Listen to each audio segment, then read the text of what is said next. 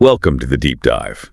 Today we're pulling up a conflict that, well, on the surface, it looked like a pretty straightforward win for Rome, a successful civil war victory. But when you actually dig into it, look at the cost, who was fighting and what happened right after. You realize this one battle back in 394 AD, it was like the final cut, the thing that really severed the Western Roman Empire from the East permanently. Yeah, we're diving deep into the Battle of the Frigidus today, fought way over in the Eastern Alps. And our sources, they really light up this critical moment in late antiquity. You see tactical moves, sure, but also just sheer luck, maybe, with extreme weather. Right. And then there are these shifting alliances, particularly with barbarian forces. It all creates this domino effect that, basically sealed the fate of the West just a handful of decades later. So our mission really is to give you the shortcut to understanding why. Why the wind and why the Goths were the real game changers here, and how this victory, won by Emperor Theodosius I against the usurper Eugenius, fought near the Frigidus River, which is the modern Vipava River in Slovenia.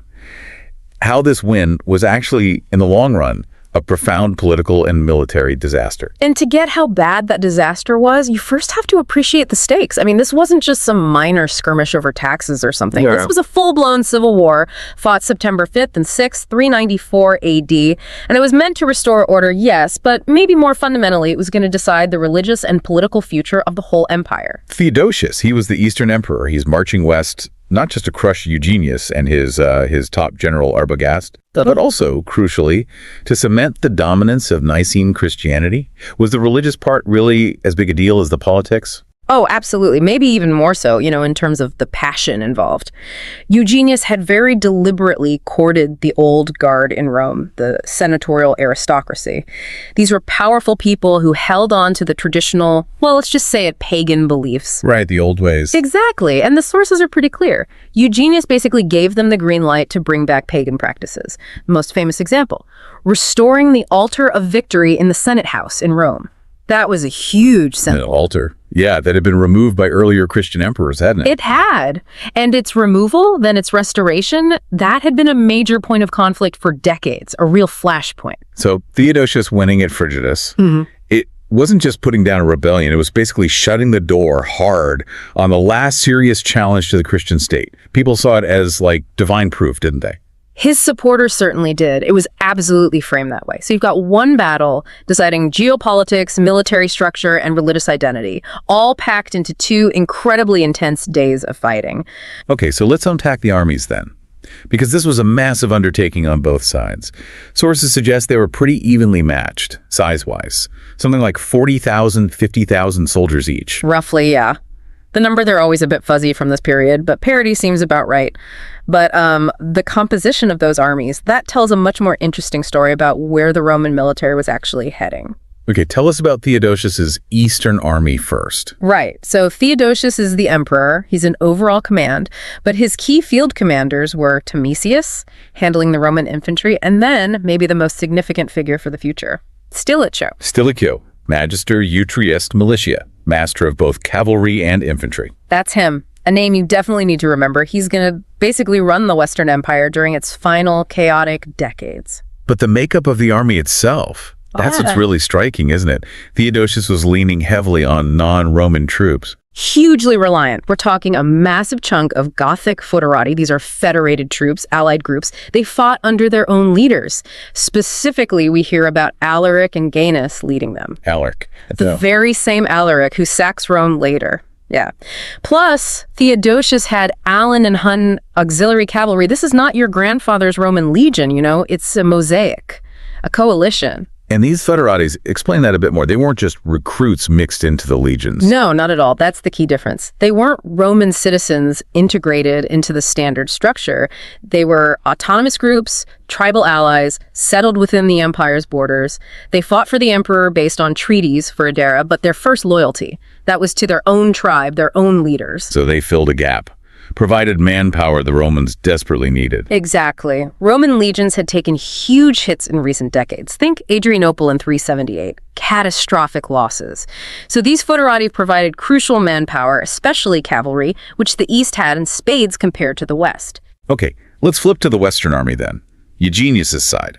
led by Eugenius, the sort of puppet emperor, and the real power, Arbogast. Right. Arbogast is a fascinating figure himself, a Frankish general, hugely influential. He basically put Eugenius on the throne. He was the Magister Militum, the master of soldiers, the military strongman, really. And his army, more traditional Roman troops. Largely, yes. Lots of established Roman infantry units, particularly Gallo-Roman troops from Gaul. But, and this is a big but, they were significantly weaker in cavalry compared to Theodosius's eastern force. That eastern reliance on Hunnic and Gothic horsemen gave them a real edge there. And then there's that story of betrayal. Adds another layer of chaos for the West. Yeah, our sources mention a Western commander, Arbitio. Apparently, he switched sides mid-battle, defected from Eugenius over to Theodosius. Wow, in a battle this size, maybe 100,000 men clashing in total? Losing a commander or potentially his unit? That's got to be devastating. Oh, it's a tactical nightmare. So it's confusion, distrust, breaks down your command structure right when you need it most. So internal politics, troop imbalances, they're all playing a part. But the thing that really stands out, the factor that ancient writers almost struggled to explain without invoking the gods.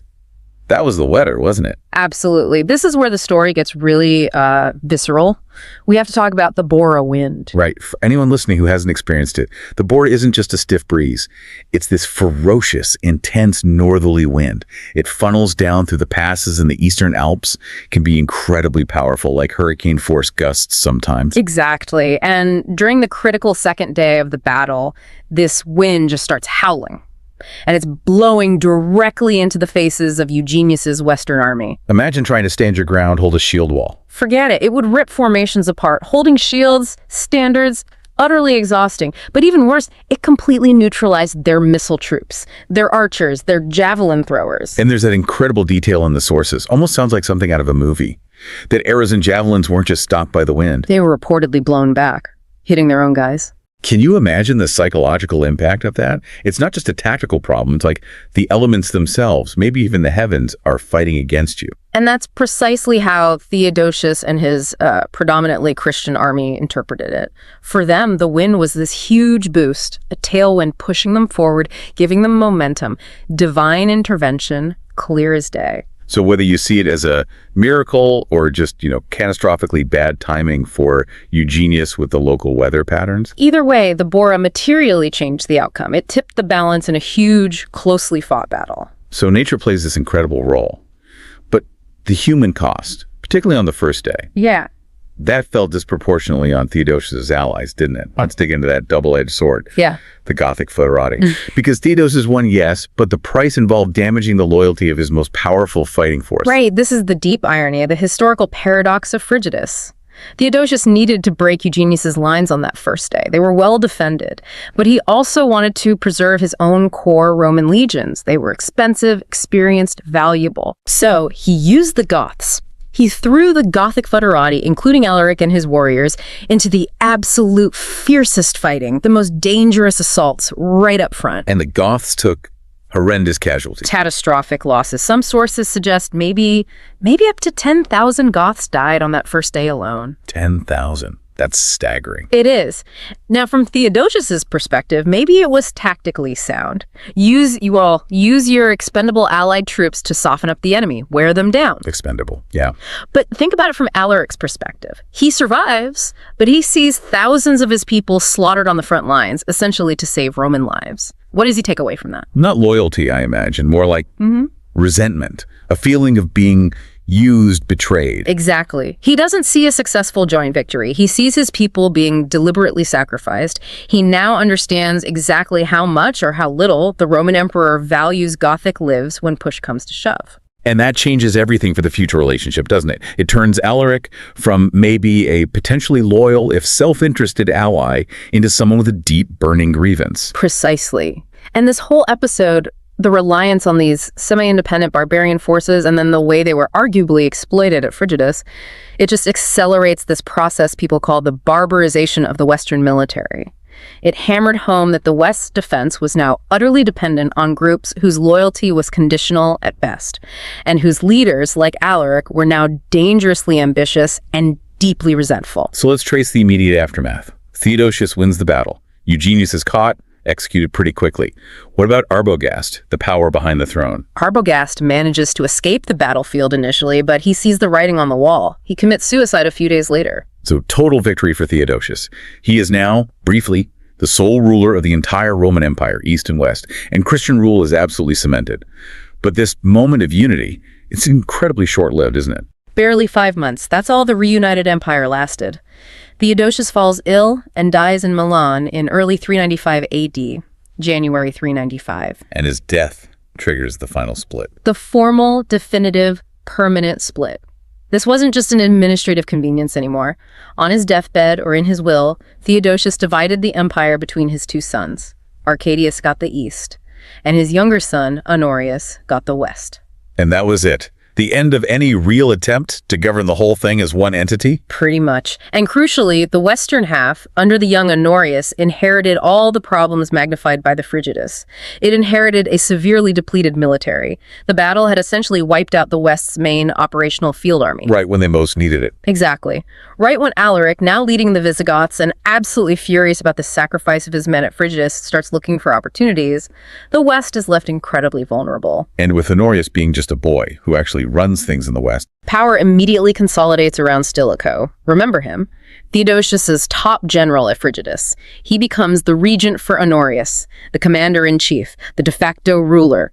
He spends the next decade plus scrambling to hold the West together. Trying to defend the empire with shattered armies against threats like, well, against Alaric and the Goths, the very people who helped him win at Frigidus. That's the deep irony, isn't it? The fragmentation just accelerates, power slips away from the emperor, away from the civilian government, and lands squarely in the hands of military strongmen like Stilicho, and these increasingly powerful barbarian federate leaders who are acting more and more like independent warlords. It really feels like the prelude to 476 AD, the traditional date for the fall of the West.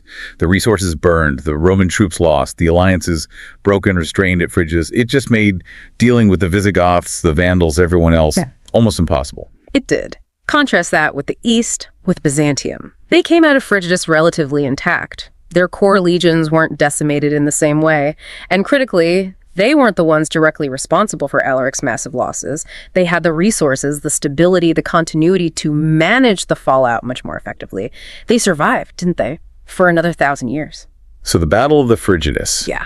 It ends up being one of history's great kind of tragic ironies.